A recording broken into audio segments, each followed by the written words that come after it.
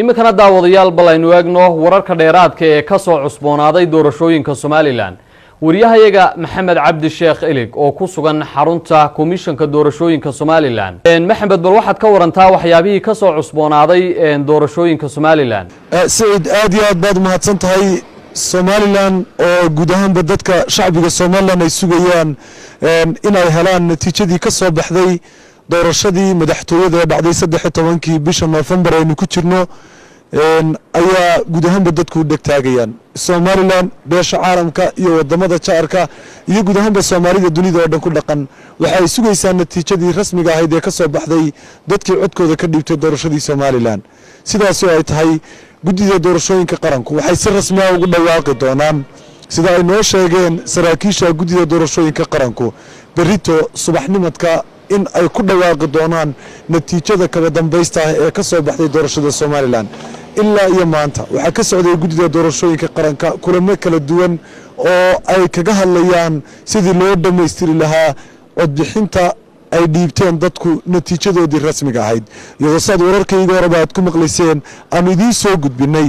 in guud ahaanba gobolada kale ee Somaliland shanta gobol ee waaweyn ee Sool, Togdheer, Sanaag, Saaxil iyo Awdalba si rasmi ah loo soo dhameystiray balse ay ahayd hawsha kaliya ee taaganna magaalada Hargeysa gaar ahaan degmada oo kaliya oo ahayn inta badan gobolka Maroodi Jeex. haddaba saas oo ay tahay berito haddii Allah uu doonaado guud ahaanba bulshada Somaliland waxa ay sugi doonaan natiijada ka soo baxday doorashadii dalka ka dhacday.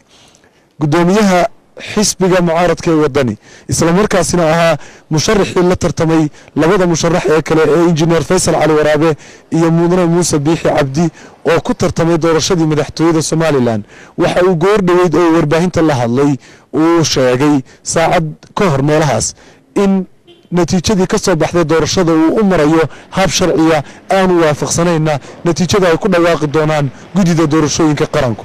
marka waxaynu sugnaabo waxay tahay natiijada rasmiga ee berito waxa Home Cable TV idinku soo deyn doonana si toos ah oo live ah idinkoo goobihiina iska jooga arrimo social media YouTube-ka iyo television-ka si toos ah uga daawan doontaan guud ahaanba dunida oo dhan marka guddiga doorashooyinku ay sida tooska ah ugu dhawaaqayaan iyadoo dhawaaqiduna ay ka bilaabmi doonto isla xarunta guddiga doorashooyinka qaranka ee haatan aan ku suganahay oo ah goobtan aan idinka soo tabino aalaaba wararka kala duwan ee television Home Cable TV oo idinka diyaariyay arrimaha doorashooyinkii ka dhacay Somaliland 13 bishii November. waa aniga iyo Cabdishakuur Day Maxamed oo idin leh waxaan idin soo gudbin doonaa oo naga sugtaan waxay tahay wararka kale ee la xiriira arrimaha doorashada iyo waxyaabaha muhiimka ee ku soo kordha iyo cid arrimahaasi ka hadasha iyo natiijada rasmiga marka natiijada hordhaca marka lagu dhawaaqo ay guddiga doorashooyinku ku dhawaaqaan.